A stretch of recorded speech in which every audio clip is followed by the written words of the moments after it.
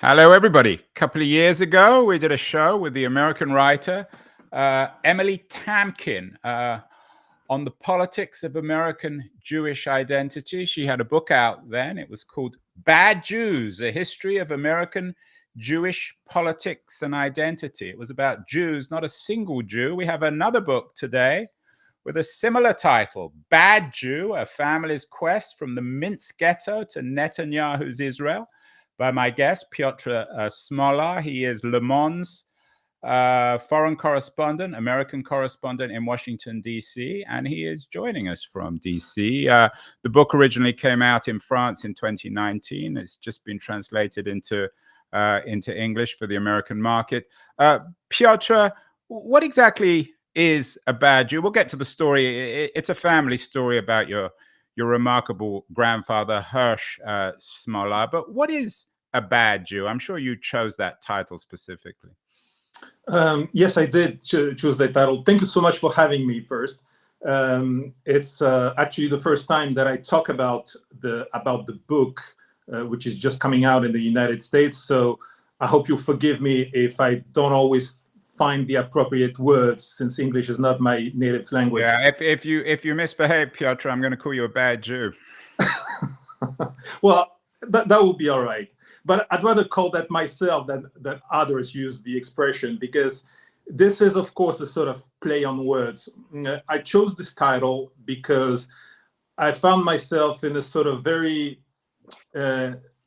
strange situation when I moved to Israel in 2014 as a correspondent for my newspaper, Le Monde, because obviously I always knew that my family was Jewish and that I was a Jew, but this was never a very active part of my identity. I never really reflected on it. The Jewish heritage was not really transmitted in an active way in my family through songs, through religious celebration, even through Shabbat on Friday evenings. We never had that in my family. And so since my family name is doesn't sound really Jewish, Smolar, it's a bit, you can feel the sort of Eastern flavor, but it doesn't sound like a Jewish name. I always sort of benefited from an anonymous position among Jewish French Jewish families, or just in general. When I moved to Israel, suddenly I found myself in this situation where my identity was questioned by my new environment and by the way Israelis were thinking, acting, and most of all seeing the conflict with Palestinians. And I discovered that there was a sort of a loyalty test that was put in place by the Israeli right for the diaspora, for Jews living abroad. And this loyalty test was basically about supporting Israel. Right or wrong, Israel is your home, and you have to be loyal to it, whatever happens. And I didn't feel comfortable with this, because though I have links with Israel, because my grandfather that you mentioned, he's buried in Israel. He finished his life in Israel. Yeah, this is Hirsch Smolar, who is the central character. He is the bad Jew in the book. Yes, and so though he finished his, the last part of his life, he spent it in Israel, and he's buried there. But Israel is not my country. My country is France. My parents' country is not Israel. Their country is Poland. And so I didn't really understand why I should be in any sort of way, attached and loyal to Israel as a Jew from abroad. And so that made me, reflect on this identity issue and on this tribalism that is growing stronger everywhere in the Western, in the Western world, but which was very specific in that way also in Israel. And so the expression bad Jew comes from this reflection. what does it really mean to be a Jew, since there are thousands and thousands of different ways of being a Jew? How is my way of being Jewish less legitimate than others, more religious, or more enshrined in the cultural religious Judaism? That's really at the very core of this book, I think. Yeah, and the issue of what a good Jew is versus a bad Jew, it's an issue not just on the right of Jewish politics, but on the left, in terms of pro-Palestine protests. Can one be both a good and a bad Jew? It brings to mind, I'm not sure if you're familiar with the philosophy of the Slovenian thinker Žižek. He had a book called The Parallax View, which is this impossible position between everything where you have no biases. Is that what, in a sense, is impossible, but you're kind of longing for as a Jew?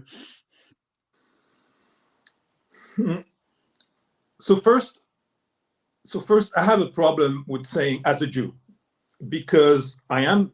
Or as a man, then because I am a Jew, but I've never defined myself exclusively as being Jewish.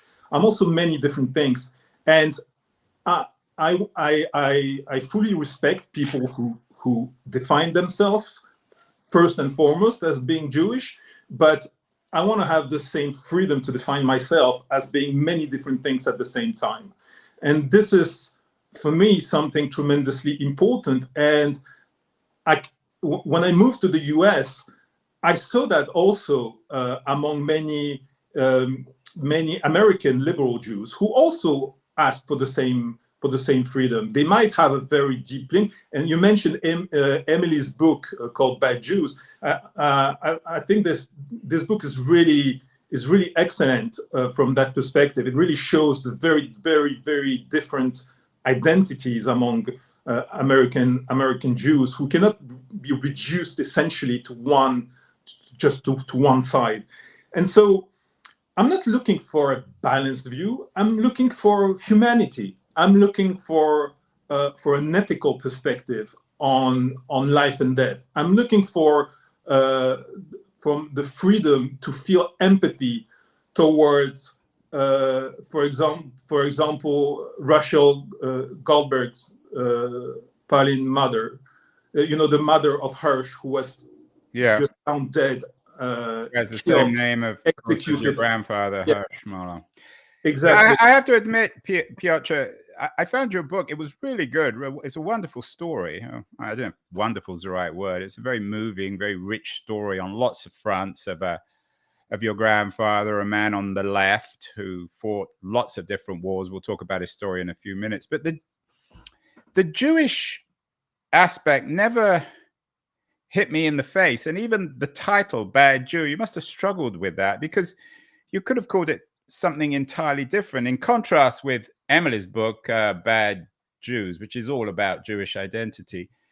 Your book about your grandfather is not really about Jewish identity. It's about your grandfather, who, as you say, amongst other things, was a Jew. I don't really agree with your assessment, because I think that for him, though he was not religious, Jewish identity was tremendously important through the Yiddish language, and he carried that heritage with him, though he did not transmit it to his sons, to my father and my uncle. But the Yiddish language was alive with him. He carried it like a torch. He wrote in Yiddish. He spoke in Yiddish, and so yes, that is Jewish identity throughout the ages, throughout the centuries, and he kept it alive. And he hoped, in a way, as a militant, as an activist, to reconcile communism with that Jewish identity. He thought that after the Second World War, there would be a place in a communist society like the Polish society for Jewish life. That would be thriving, that would be tolerant, and that could be reconciled with this idea of a new red man. Before we get into the details, as I said, I read the book. It was really good. It's a very short read, but a very a very rich one.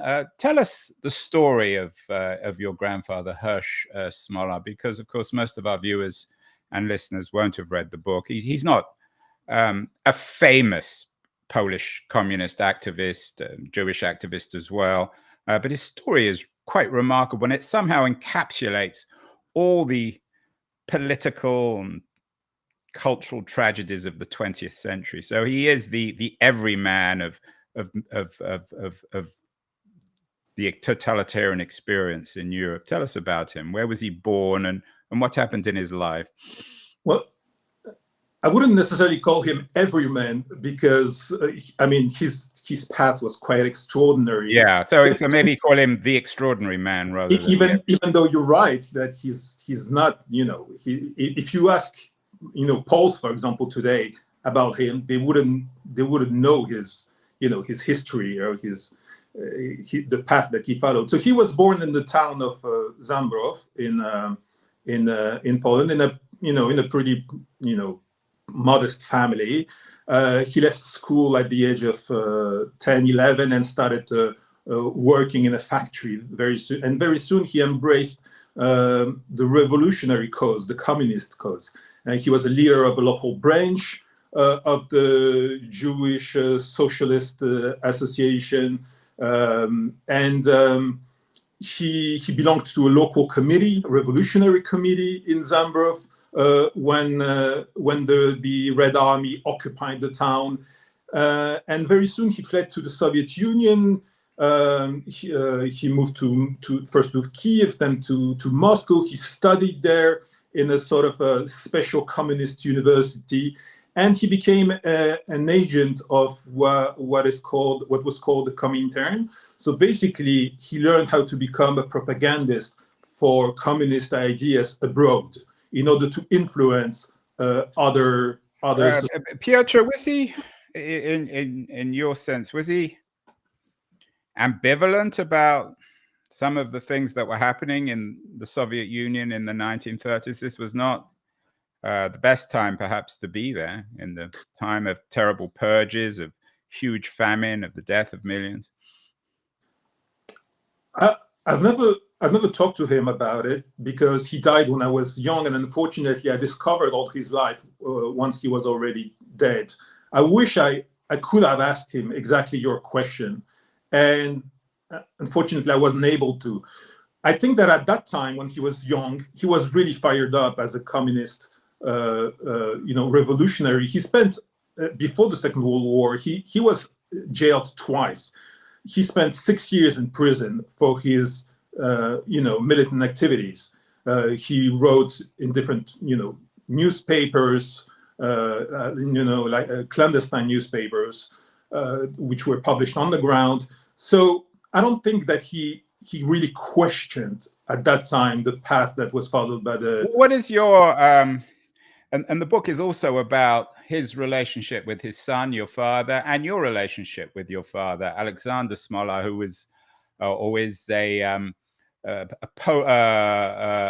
Polish political activist and has a very different kind of history. What do you think your father would say to that? What was his sense of his father's experience in Russia in the 1930s?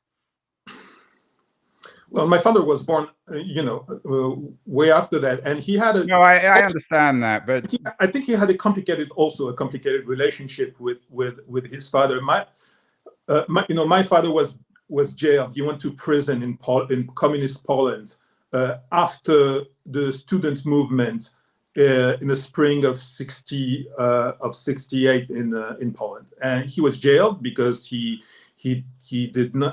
criticized. He criticized the communist regime. He spent a year in prison. He had, when he got out, he had absolutely no perspective as a student or as a worker in Poland. So that is why, with a heavy heart, he had to leave Poland, and that's how. After that, I was born. I was born in France. So I think he had a complicated relationship with his own father, but for different reasons. I think he did not necessarily understand how long my grandfather stayed tuned to the communist illusion, and he. So yeah, so I think that was a gap, that was a big difference between them. This is a book in many ways about fathers and sons, about your father's relationship with his father. You dedicate the book to your son, Daniil. But in a sense, there needs to be a little bit of time for you to have written this book. You couldn't have written this book probably about your own father. Do you think that that distance allowed you to write about Hersh Smolar in this very complicated way? Because he was a complicated man, as you say, and these were complicated times. And indeed, today, we still live in very complicated times. You're absolutely right. I mean, what I really tried, I hope I succeeded, is not to have a sort of, moral perspective on my grandfathers, because it would be easy to, to push him aside and say, what were you thinking?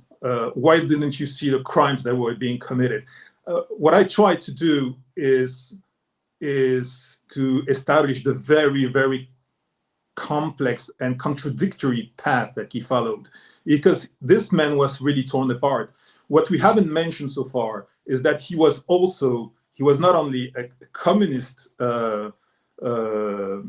supporter, he was also a hero during the Second World War. When the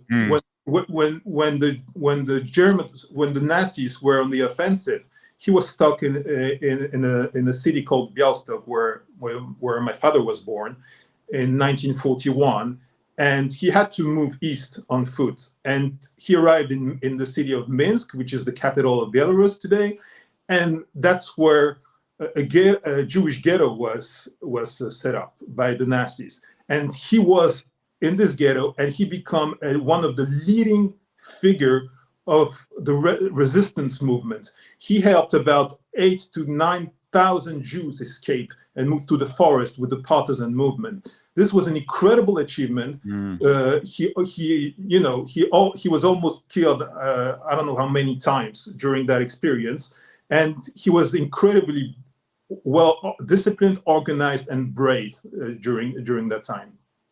Yeah, I mean, I was really moved by the story, and it reminds me of the Second World War. We did a show a couple of years ago with the British historian Richard Overy about whether or not the Second World War has really ended. He had a book out, Blood and Ruins, and it doesn't seem as if the Second World War really has ended. As we speak, the Poles are holding mass for the 700 victims of Germany's World War II massacres. Where this week we are celebrating, if that's the right word, or remembering the 85th anniversary of the German invasion of Poland. It's an enormously complicated story still in Poland. The Polish Prime Minister gave a speech about it. For your grandfather, Piotr, did the Second World War ever really end? I mean, he had this experience of living in the Soviet Union in the 30s, but do you think this was the terrible evil that he experienced and fought against in the Minsk ghetto? Was this something he ever really recovered from? Did he begin again? Is there a series? I mean, as you say, he's a complicated man. He's not just a bad Jew; he's a good Jew too, and he's a many-sided Jew. Does the narrative in his life make sense, or did everything kind of begin again in the Second World War? Well, I think that the Second World War ended geographically with the fact that he was able to come back to Poland, which was his country. So that's the first thing. The second thing is that the Second World War ended, and very soon something absolutely terrible happened. And you are absolutely right to mention the fight for history, the way that is written, because the communist regime, the Soviet regime, decided to erase the fundamental role that Jews played in the partisan movement against the Nazis, especially around Minsk. And this is like killing the victims twice, because many Jews were killed during that process. I'm not only talking about Jews as victims, which is the traditional way you picture Jews during the Second World War. I'm talking also about Jews like active heroes of the resistance. And there were many of them who joined the partisan movement around, in the forest around. Right, and your grandfather was a good example of this. Yeah, and so my grandfather faced this horrendous reality when the Soviet regime, the regime that he had been supporting for decades, decided to erase the role that he and others played in the resistance movement. Why? For a very simple reason. First, the Soviet regime had a very strong component of anti-Semitism that really grew after the Second World War, with fake trials, persecutions, people being killed, etc., etc. But also because the communist regime, had this sort of travesty of history being written, in which the new man, the red man, was at the very core of the resistance against the Nazis, good against evil, in a very black and white way. And in this vision, there was no place for Jews. Yeah, it's a very Central European or East Central European story of forgetting conveniently. We did a show last week with the British writer Tanya Gold, who had a very angry piece in this month's issue of Harper's Magazine. You might have seen it, My Auschwitz Vacation, a critique of Holocaust tourism, of remembering the Jew as the victim. Have you been back? Have you done the whole Auschwitz thing? Do you share Gold's critique of the way in which the Jews are only remembered as victims who never fought back? So I haven't been to Auschwitz, I must say. So I cannot share my own experience on that matter. What I can tell you is that I was struck while I live in Israel about how central that memory remains in Israel, and how Israel has built its own history, its narrative since it was created, on the idea that, not only on the idea of never again, but on the idea of never again to us Jews, that we have to be able to defend ourselves, to build a very strong army, and to reduce to ashes any hostile forces that tries to kill us or to cause us harm. And in that sense, of course, history, the Second World War, remains very much alive. Don't need me to tell you, the headlines this week continue to be about Gaza. Also about Ukraine, of course, which reflects a different continuation of the Second World War. Why did your grandfather, Hirsch Smolar, go back to Israel? He spent the last part of his life there. In a way, it's not something that one would expect of a leftist activist. So he didn't go back to Israel. He went to Israel. There was no going back. Right, I apologize, going back. I mean, it kind of returned. I meant that symbolically, of course. Yeah, but I mean, I think that's a very important nuance, because right. He was even, again, after the Second World War, he was against Polish Jews moving to Israel. That's a very important thing to say, because he was such a strong believer in the communist project that he thought that there was a place within communist Poland for Jews. And he thought that it was a sort of, I wouldn't say betrayal, but a lost last opportunity for Polish Jews if they decided to move out, that they shouldn't. And so, can you imagine that was the way he thought after the Second World War. And at the beginning of the 70s, suddenly he decided himself with a heavy heart to move to Israel, where, of course, he had some acquaintances, some friends, but it wasn't his country at all. Though he spoke Yiddish, he didn't, he didn't feel any special connection to Israel. He had been there.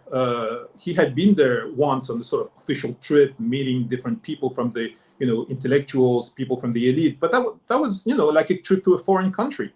And so he decided to leave Poland because he understood that this was a total dead end, that there was no more place for Jews, that there was a strong official anti-Semitic campaign in 1968 during the Spring Movement in universities, that his own sons, my father and his brother, they were jailed because of their activism. And so he even asked officially in a letter for their release, and in exchange he would he was ready to drop any official. What is it, Piotr, about the Jews that it's triggered? Or it's so odd that a people should be so singled out. Is there something in your view, or what would your grandfather have thought? Well, anti-Semitism doesn't need Jews to flourish. And it helps. I'm sorry? It helps.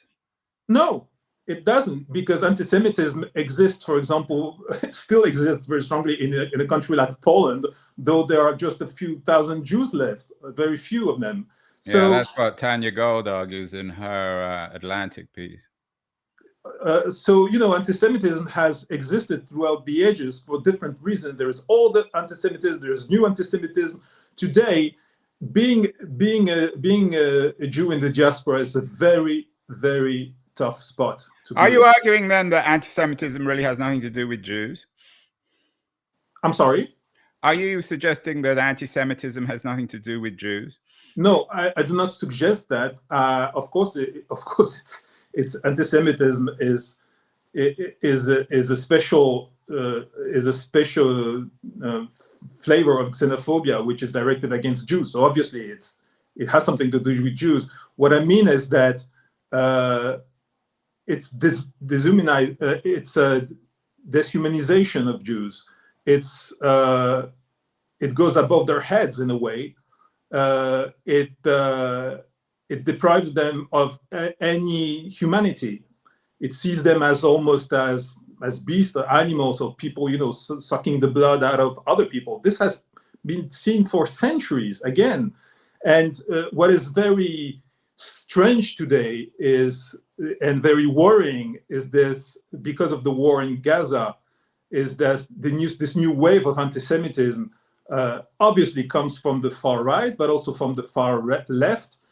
Sometimes it wears a sort of fake nose, saying that it's anti-Zionist, whereas it's purely it's pure anti-Semitism. And so this is what Jews from the diaspora are confronted with. And that's the whole good Jew versus bad Jew thing that you write about, the Haaretz and Emily Tamkin. I found, Piotr, one of the most interesting parts of the book. It's an excellent book. I strongly suggest people pick it up. It's a very short read. Is your own experience as Le Monde's correspondent in quote unquote Israel, and your own, and maybe correct me if I'm wrong, you're not shy to correct me when I say the wrong thing, your own ambivalence about your Jewish identity. Tell us about that part of the book. That's how I read it. Maybe I read it wrong. Did you have the feeling while reading the book that I am ambivalent? I had the feeling that you yourself are not necessarily shy to acknowledge the fact that you, like your grandfather, are a bad Jew. But of course, a bad Jew isn't really a bad Jew. I think so. I think that in a way, the book is, how could I say this?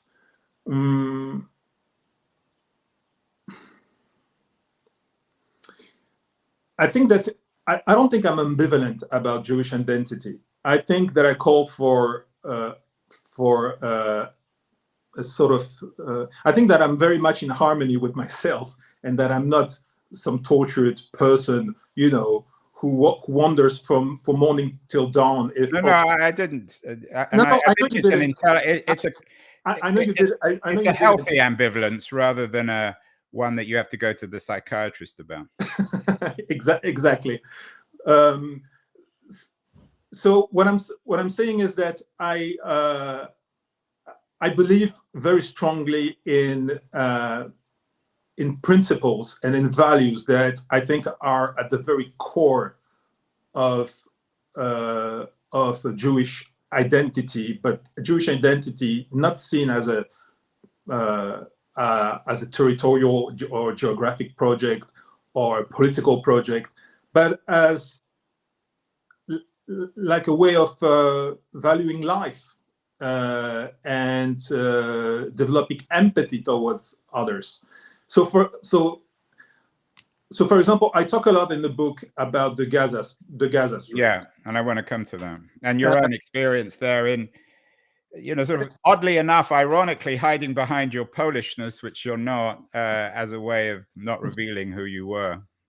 Yeah, well, mainly for security reasons, obviously. But I think if you'd like, we'll come up to that. But what I want to say is, for example, that I think that I'm one of these people who are absolutely torn apart by the war for many different reasons. First, because the Hamas's attack on October 7th was a monstrosity, was absolutely, you know, disgusting in every possible way. And then the war that started. I mean, for me, Gaza is not an abstraction. I've been there dozens of times. I know people there. I know the streets. I know the smells. I know how it stinks. I know how the light shines there. I know how people go to the beach with families. I know Gaza as a living body and not as an abstraction. And 99% of the people who talk about Gaza see it as an abstraction.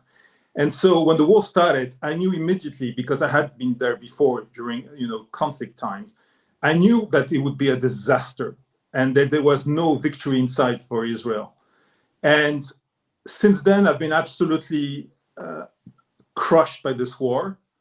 And I'm not talking only as a journalist, but just like a human being, because what you hear from all sides is that you have to choose a side. And coming back to your question about ambivalence on Jewish identity, I don't want to choose a side. I don't, because I feel empathy for the family of Hirsch, who was just killed like a dog by Hamas's terrorists, executed from close range. And when I hear his mother weep, Rachel, during the funerals a few days ago, my heart is broken. But my heart is also broken when I see civilians and children in Gaza being killed by the hundreds. And so my perspective on Jewish identity is this one. I don't want to choose sides because I feel something and I feel an empathy, and I want to be able to feel empathy for both sides.